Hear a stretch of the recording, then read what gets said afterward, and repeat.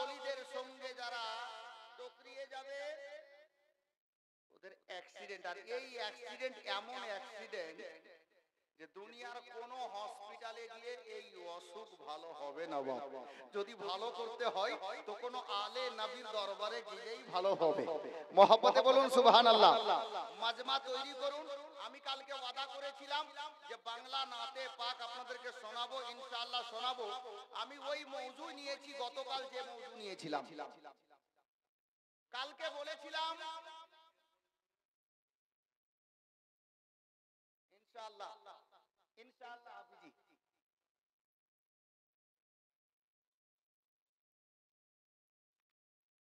बस अब दुआ कीजिए मेरे लिए वही काफी है। बिरादर, अब একজন আলে নবী বসে আছেন, ওনার চেহারা দেখুন আর কয়েকটা কথা শুনে নেন। আমি কালকে বলেছিলাম নবীর ইশক, নবীর মোহাব্বত কাকে বলে, কিঞ্চিত পরিমাণে বুঝিয়েছিলাম ক্ষুদ্রতম জ্ঞানে। আজকে ওখান থেকে কয়েকটা কথা বলবো। এই যে হুজুর এসেছেন, আমরা সবাই পারওয়ানা হয়ে দৌড়তে দৌড়তে ওনার কদম ধুলি নিতে এসেছি। এটা কোথায় শিখলাম? নবীর আওলাদ এসেছেন, নবীর দিওয়ানারা যেখানে নবীর আওলাদের কথা শুনে ভিড় জমিয়ে হাজির হয়ে যায়। শামসুল শেখ 500 টাকা, আসাদ বিড়ি কোম্পানি 1000 টাকা,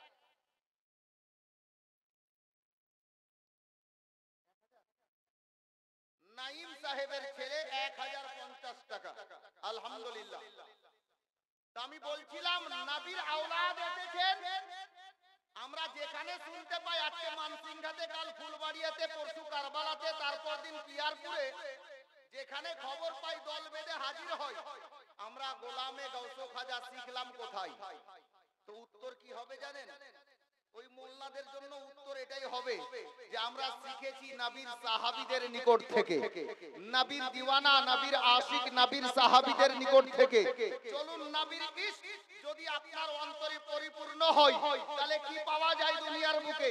আরে নবীকে সাহাবীরা দিল থেকে, জান থেকে বেশি ভালোবেসেছেন, তো সাহাবীরা দুনিয়াতে জান্নাতের সুসংবাদ প্রাপ্তকারী সাহাবী হয়ে গেছে। জান্নাতের সুখবর দুনিয়াতেই পেয়ে গেছেন।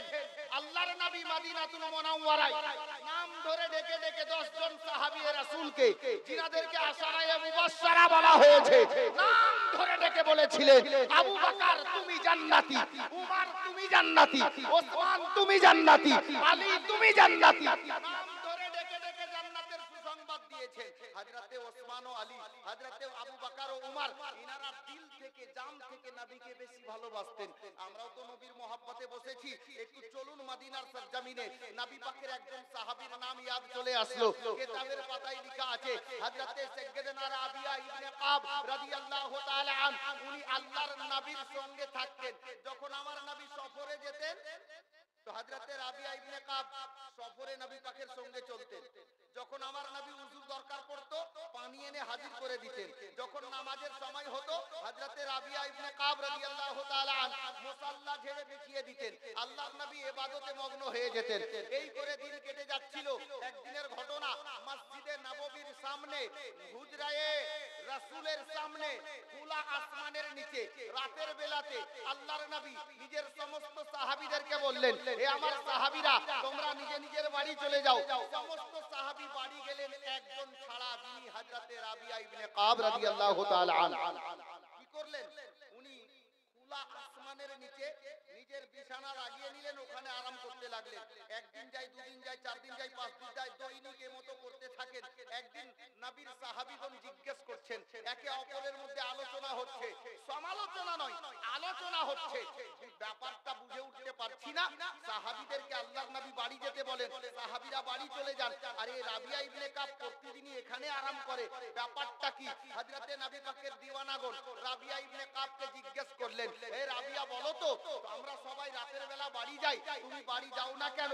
তার কারণটা কি? হযরতে রাবিয়া ইবনে কাব রাদিয়াল্লাহু তাআলা আনহু বলতে লাগলেন, এ আমার নবীর দিওয়ানারা, আমি বাড়ি এজন্য যাই না, রাতের বেলায় যখন আল্লাহর নবী হুজরায়ে আয়েশায় তাশরিফ নিয়ে যান, আমরা সবাই বাড়ি চলে গেলে রাতের বেলাতে কোন সময়ে মায়ার নবীর যদি কোনো জিনিসের দরকার পড়ে যায়, কোনো কিছুর দরকার পড়ে যায়, তো আল্লাহর নবী যদি বাড়ি থেকে বেরিয়ে আমি রাবিয়া ইবনে কাবকে ডাকতে যান যে এই রাবিয়া ইবনে কাব আমার এই জিনিসটা প্রয়োজন আছে, দরকার আছে, তাহলে আমি নিজেকে আল্লাহর কাছে জবাব দিয়ে দেব, নবী আমাকে ডাকতে যাবেন, আমি রাবিয়া ইবনে কাবের মোহাব্বত গাওয়ারা করলো না যে আমি বাড়ি যাই, আমি এই জন্যই বাড়ি যাই না, খোলা আসমানের নিচে আরাম করি, যে নবী পাকের রাতের বেলায় যদি কোনো জিনিসের দরকার পড়ে হুজরায়ে আয়েশার গেট খোলা মাত্রে, নবী আমার ডাক দেওয়া মাত্রে আমি যেন একই ডাকে সাড়া দিয়ে নবীর সামনে হাজির হতে পারি। যার জোরে বলুন সুবহানাল্লাহ। এই কারণে বাড়ি যাই না। রাবিয়া ইবনে কাবের মতো দৈনিক থাকতেন আল্লাহর নবী সাল্লাল্লাহু তাআলা আলাইহি ওয়াসাল্লাম এর প্রিয় সাহাবী হযরত রাবিয়া ইবনে কাবের মোহাব্বত দেখেন, নবী পাকের রাতের বেলা কোনো জিনিসের দরকার যদি পড়ে, যদি কনফার্ম নয় যদি পড়ে, তাহলে নবী পাক যদি আমাকে একবার রাবিয়া বলে ডাক দেয় তো আমি একই ডাকে যেন নবীর সামনে দাঁড়িয়ে যেতে পারি। নবীর মোহাব্বত নবীর সাহাবীদের কাছে শিখেন। দিন যায় রাত আসে, রাত যায় দিন আসে, একদিন আমার নবী রাতের বেলাতে গভীর রাতে উঠলেন, রাবিয়া ইবনে কাবকে ডাক দিলেন, রাবিয়া একই ডাকে ইয়া রাসূল লাব্বাইক ইয়া রাসূলুল্লাহ বলে নবী পাকের সামনে হাজির। পানির প্রয়োজন, রাবিয়া ইবনে কাব দৌড়তে দৌড়তে গেলেন, পানি এনে দিলেন আমার নবী। প্রতিদিন তো নিজে উজু করতেন, আজকে মসজিদে নববীর বাইরে খোলা আসমানের নিচে বসে গেছেন, আর আল্লাহর নবীর দয়া হযরতে রাবিয়া ইবনে কাবকে বলছে রাবিয়া তুমি পানি ঢালো।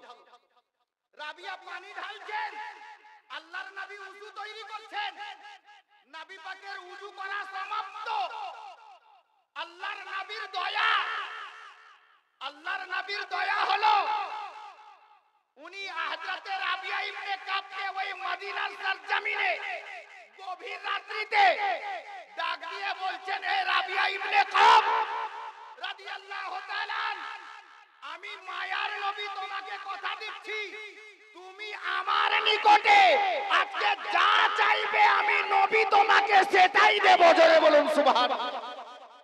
নবী আমার কি বললেন?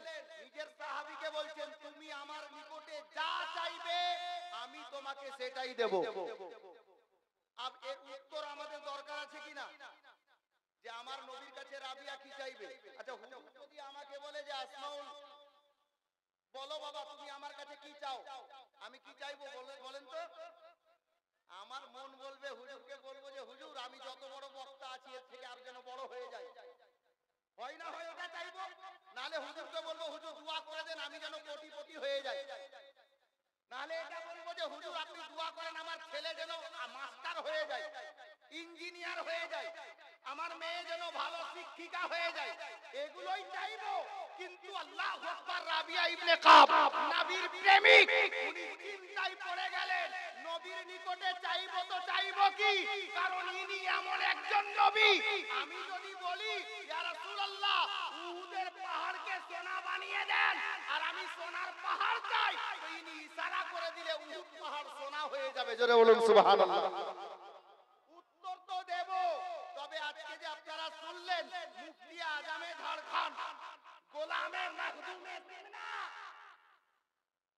উনি বড় সুন্দর প্ল্যান নিয়েছেন যে অত্র এলাকার আমার ইসলাম দরদি ভাই দাদা চাচাদের মেয়েরা যেন আলেমা থেকে মাহরুম না হয়ে যায়, হাফেজা থেকে মাহরুম না হয়ে যায়, যার জন্য দ্বীনি একটা লীল বানান, নবীর ঘর মাদ্রাসা মেয়েদের ভবিষ্যৎকে লক্ষ্য করে যে ইসলামের শাহজাদিগণ ফাতেমার কানিজ হয়ে যেন কবরে যেতে পারে। বলেন তো ওই মাদ্রাসাটা হওয়া দরকার না বন্ধ করে দেওয়া দরকার? সবাই কি বলছেন হওয়া দরকার? কে কে চাইছেন যে হলে ভালো হয় হাত তুলে দেখান তো? যারা চাইছেন তারাই হাত তুলবেন। তো হওয়া যখন দরকার তো ওতে আমাদেরকে সাথ দেওয়াও দরকার, আমাদেরই তো মেয়েরা পড়বে, এই এলাকার রাজমহল সাহেবগঞ্জ এলাকার বাঙ্গাল থেকেও আসবে, তো ওই মাদ্রাসার জন্য আপনারা 5,000 11,000 6,000 অনেক দিলেন, আমি চাইবো রাবিয়া ইবনে কাব নবীর নিকটে কি চাইছেন উত্তর দেওয়ার আগে ওই নবীর ঘর মাদ্রাসার জন্য হযরতে নবী পাকের মহব্বতে হুজুর মখদুমে সিমনার মহব্বতে মখদুমে সিমনার লালের মহব্বতে আছে কোন নওজওয়ান চট করে হাত দেখাবে যে হুজুর ওই নবীর ঘর মাদ্রাসা আল্লাহর নবীর ঘর তৈরি করা যেন ভালোভাবে সম্পূর্ণ হয় নবীর আওলাদ এসেছেন তো আজ নবীর আওলাদের মহব্বতে এক ট্রাক্টর বালি কে পারবেন হাত তুলেন কে পারবেন এক ট্রাক্টর বালি বালি না বালু কি বলেন গো বালু আচ্ছা এক ট্রাক্টর বালু কে পারবেন দিতে হাত তুলেন দেখি পারবেন কাজ হবে তখন দেবেন কাজ যখন আরম্ভ হবে দিয়ে দেবেন একজন আশিকে মখদুমে সিমনা একটা লোক এক ট্রাক্টর বালু দেখা যাক কার ভাগ্যে যায় দেখুন একজন আলে নবী দেখছেন আরে মুফতি সাহেবকে তো পেয়ে যাবেন আপনাদের এলাকা আমার মতো গুনাহগারকে আপনি ডাক দিবেন আমি নদীর ওই পার থেকে হয়তো ছুটে চলে আসবো কিন্তু ইনাদেরকে পাওয়া অসম্ভব সময় পাওয়া যায় না আলে নবীর কদম পড়েছে আর নেক দোয়াটা হুজুর করে দেবেন আলে নবীর হাত উঠবে আপনার জন্য দোয়ার জন্য একটা কোন আশিকে সিমনা মখদুমে সিমনা এক ট্রাক্টর বালু দিবেন এরকম কোন লোক নেই হাজি এত বড় ভরা মাজমা এক ট্রাক্টর বালু দি কাজ যখন হবে তখন দিয়ে নেই একটা আশিক একটা দিওয়ানা আল্লাহু আকবার একটাও নেই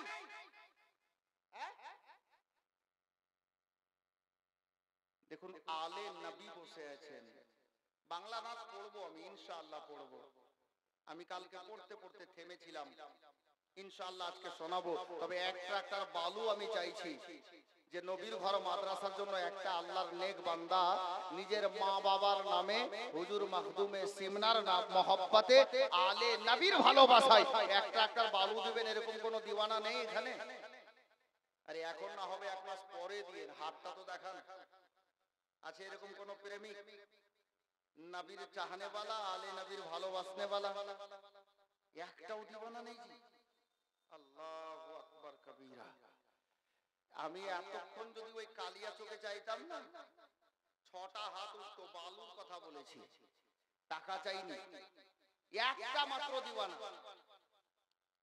না হয় না হয় এক মাস পরে দিয়ে কি নাম কি ভাই জাহান তোলায় দেখেন সুবহানাল্লাহ নারায়ে তাকবীর নারায়ে রিসালাত ফয়জানে মখদুমে সিমনা জাহান তোলা থেকে আকবর আলী এক ট্রাক্টর বালির দাতা বলেন জিন্দাবাদ মাশাআল্লাহ আলহামদুলিল্লাহ কদিন আগে জাহানটোলা থেকে গেলাম আমি দুদিন জালসা জীবনীতে এসেছিলাম জাহানটোলা নেকুয়াটোলাই আল্লাহু আকবার ওখান থেকে এসেছে জনাব আকবর আলী ভাই জাহানটোলা থেকে এক ট্রাক্টর বালু আল্লাহ পাক যেন কবরে যাওয়া আগে পর্যন্ত রাখে ওনার গাড়ি চালু জোরে বলুন আমিন মুআজ্জাজ ও মুহতারাম হযরতে গিরামি বালু দিলেই যে মাদ্রাসার কাজ খালি আগে যাবে হবে হবে না হযরত বালুকে যদি কাজে লাগাতে হয় কি লাগবে জি এ দেখেন না হুজুরগণ বলছেন সিমেন্টের দরকার আছে আচ্ছা একটা খাজা গরিব নওয়াজের দিওয়ানা 6 বোরা সিমেন্ট দেন তো পারবে 6 ব্যাগ সিমেন্ট নেই চটচট করে খাজা গরিব নওয়াজের মহব্বতে 6 ব্যাগ সিমেন্ট আমরা 6 ওয়ালা খাজা গরিব নওয়াজের ছাত্রী শরীফ আমরা সারা বিশ্বের খাজা গরিব নওয়াজের দিওয়ানাগণ মানিয়ে থাকি রজব মাসের 6 তারিখে খাজা গরিব নওয়াজের বার্ষিক উরস যার জন্য ছাত্রী শরীফ আমরা মানাই হযরতে গিরামি একটা লোক খাজার নামে 6 ব্যাগ সিমেন্ট নবীর ঘর মাদ্রাসায় খাজার নাম কেন বললাম জানেন খাজা গরিব নওয়াজ না এলে নবীর ঘর মাদ্রাসা আমরা পেতাম কি করে ভারতে আল্লাহু আকবার বিরাদার उसके करमों के सब है भिखारी क्या राजा महाराजा है क्या राजा महाराजा है उसके करम के सब है भिखारी क्या राजा महाराजा है कुर्सी पर कोई भी बैठे राजा तो मेरा ख्वाजा है